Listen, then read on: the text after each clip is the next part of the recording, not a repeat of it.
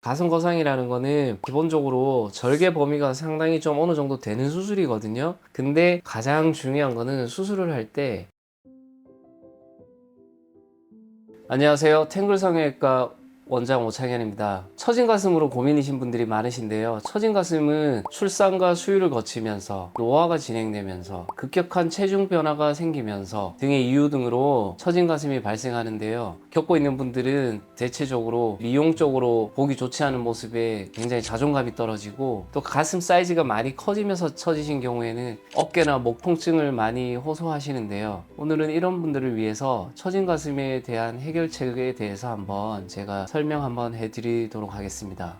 처진 가슴이면은 무조건 가슴 거상 수술을 해야 하나요? 거상술을 하는 경우가 있고, 약간 처져 보이지만 볼륨이 좀 작을 때 보형물 수술만으로도 처진 가슴을 해결할 수 있는 방법이 있는데, 보형물로만으로도 처진 가슴을 어느 정도 해결할 수 있다 하는 간단하게 좀 본인이 확인할 수 있는 방법이 있는데요. 두 팔을 이렇게 만세를 해봤을 때 가슴이 크게 늘어지지 않고 가슴 벽에 흉벽에 붙어서 이렇게 쫙 펴져 있는 느낌, 올라가 있는 느낌이라면 나중에 보형물을 넣었을 때도 그런 느낌이 구현되면서 처짐이 많이 개선될 수 있다고 말씀드릴 수 있고, 그렇지 않은 경우 볼륨에 욕심이 없으시다면 그냥 가슴 거상 수술만 하시면 되고, 볼륨까지 추가적으로 원하신다면 그때는 보형물 확대술과 가슴 거상술을 동시에 하시는 게 가장 올바른 방법이라고 말씀드릴 수 있습니다. 가슴이 처진 정도에 따라서 수술하는 방법도 다르다는데 흔히들 많이 이야기하는 게 가슴 처짐의 정도를 세 가지로 분류하는데요. 1단계는 내 가슴 밑주름과 유두의 높이가 거의 비슷한 수준. 그 다음에 2단계는 가슴 밑주름보다 유두가 1에서 3cm 이내로 이렇게 떨어져 있는 경우.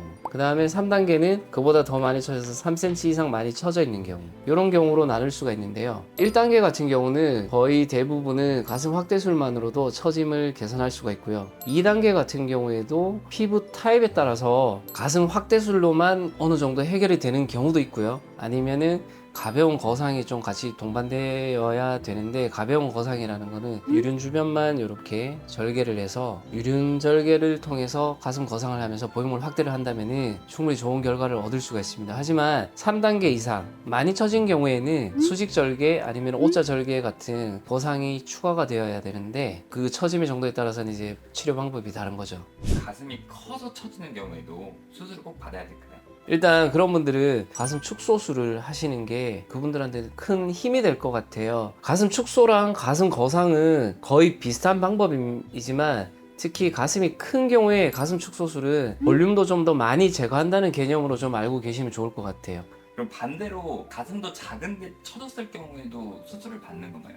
이런 경우에는 대부분 사이즈를 키우고 싶어 하시죠. 볼륨은 유지한 채로 거상만 하더라도 그 볼륨에 만족을 못 하시는 경우라면은 이제 확대술을 위해서 보형물 삽입과 가슴 거상술을 동시에 해야 되는 거죠. 그럼 이게 가슴 거상을 하면은 이게 평생 가는 건가요? 수술로 이제 개선을 했지만 이 상태에서 또 노화가 진행되는 거기 때문에 영구적이라고 말씀드릴 수는 없고, 처짐이 좀 병적으로 이렇게 많이 생겼던 경우만큼 돌아가기는 힘들지만 얼굴 거상도 마찬가지고 복부 거상도 마찬가지고, 나이가 들면서 또 피부는 조금씩 늘어나거든요. 그러면은 거기에 따라서 이제 자연스럽게 가슴도 조금씩 내려오는 거는 생길 수가 있죠.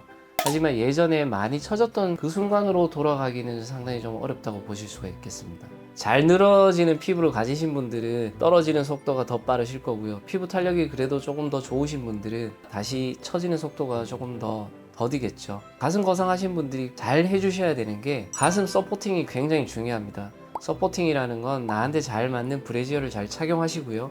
특히 상하로 많이 움직임이 있는 운동, 급격한 심한 런닝이나 줄넘기, 타이트한 스포츠 브래지어 이런 걸 사용해서 가슴의 흔들림을 좀 최소화시키면서 그렇게 운동을 하신다면은 수술 후에도 가슴 처짐을 많이 좀 억제시켜 줄 수가 있겠죠. 가슴이 다시 처지면 재수술을 받을 수 있나요? 재수술은 충분히 받을 수 있는데요. 물론 저한테 수술을 받으셨던 분이라면 제가 어떤 방법으로 수술했는지 다 기록이 남아있기 때문에 수술하는데 큰 지장이 없겠지만, 다른 병원에서 수술을 이미 받으셨던 분이라면 가슴 거상술에서 가장 중요한 포인트 중에 하나가 이 유두가 죽지 않아야 되는 거죠. 그 전에 어떤 수술을 받으셨는지 정확하게 정보를 좀 제공해 주시는 게 중요하고, 그게 정확치 않다면은 유두로 가는 혈류를 체크하는 CT라든지 이런 걸 체크해서 혈류를 확인하고 수술하는 게 가장 안전하다고 볼 수 있어요. 이 말씀을 드리는 이유는 유두가 괴사될 가능성을 가지고 말씀을 드리는 거예요. 그래서 안전하게 유두 괴사가 일어나지 않게 하려는 방법, 정확하게 어떤 수술을 받았고 어떤 쪽에 있는 혈관경을 가지고 수술을 받으셨는지, 이게 되게 중요한 포인트라고 말씀드릴 수 있습니다. 흉터에 대해 고민이 많으신 것 같아요. 네네네.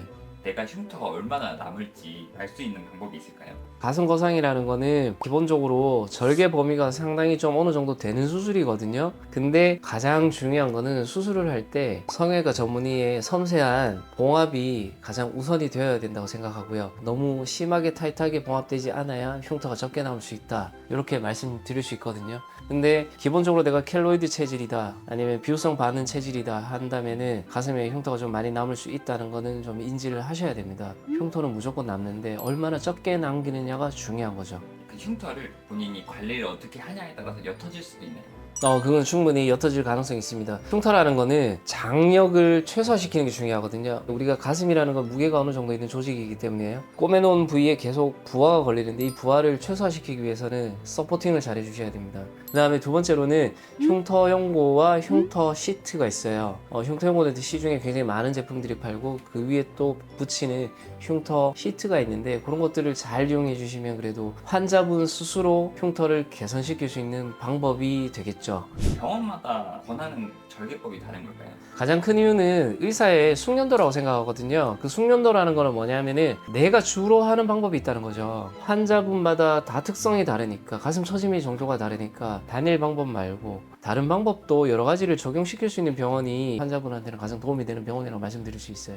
한 가지 방법만 고수하는 병원은 꼭 피하는 게 좋겠네요. 꼭 그런 의미는 아닌데, 흉터 최소화, 절개 최소화, 최고의 효과, 이거는 좀 사실상 이제 어렵다는 거죠. 거기는 무조건 안 돼, 뭐 이렇게 말씀드리긴 힘들지만, 단순히 작은 절개 그것만 이용해서 하겠다 하는 거는 조금 한번 의심해 볼 필요가 있다는 거죠. 가슴 거상 수술을 결정할 때 제일 중요하게 생각해야 될 게 뭘까요? 가슴 거상, 가슴 축소, 이 수술들은 환자에 대한 변수가 굉장히 많은 수술이거든요. 담당 원장의 경력이 굉장히 좀 중요하다고 말씀드릴 수 있고, 이게 어느 정도 흉터가 남는 수술이기 때문에 얼마나 또 흉터를 좀 깔끔하게 남기는 병원인지 확인을 해보시는 게 중요할 것 같아요. 병원 선택을 하실 때 굉장히 좀 신중하게 선택을 하셨으면 좋겠습니다.